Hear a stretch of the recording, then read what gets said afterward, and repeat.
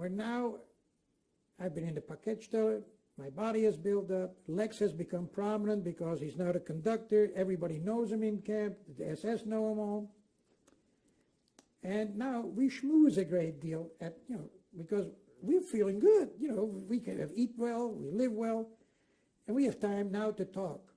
And in one of these talks, the idea begins to spring up, why don't we get a cabaret together that we can play on Sundays for the prisoners?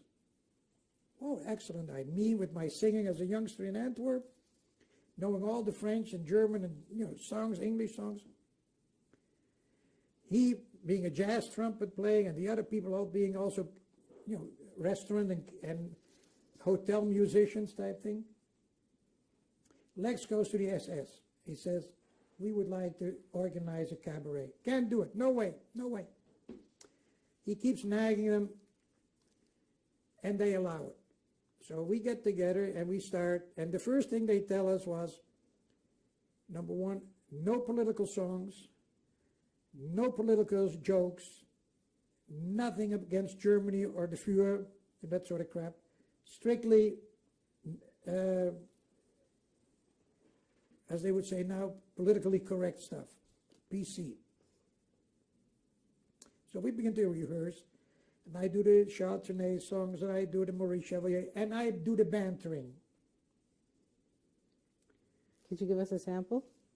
No, I mean, you make, because what's interesting is we have this upper floor where we do the music in one of those blocks, and this was for the prisoners. Except that the SS came to listen to it all. They needed the entertainment as badly as anybody else. So the first couple of rows were always for them, and then the prisoners, usually mostly prominent people behind them, and then some smart alecky prisoners who knew a good thing when they saw it, who came there. And basically the bantering would deal with the day's events, or nothing that I could recall of being sarcastic, because there wasn't any money in it.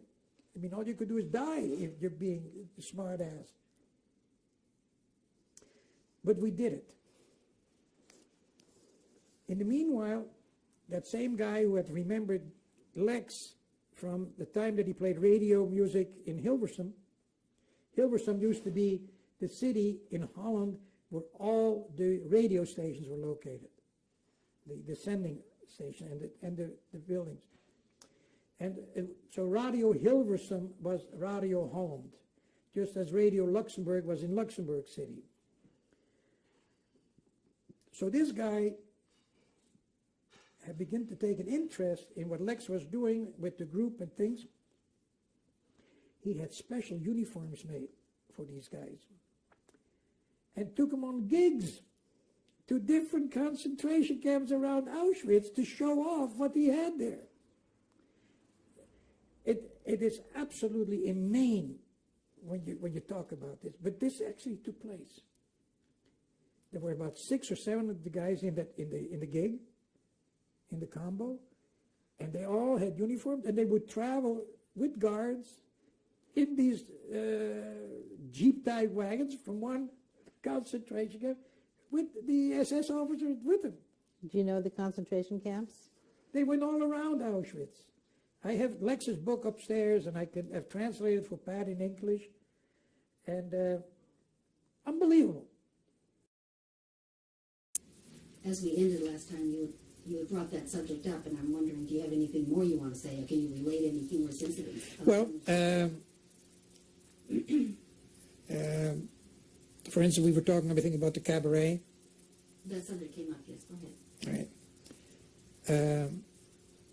Where I was one of the MCs, and we were given strict instructions, no political jokes about the Nazis, and you can't sing any songs that are anti-Nazi, and you cannot make any jokes about Nazism and things like that. So you had that limiting factor, and within that you worked.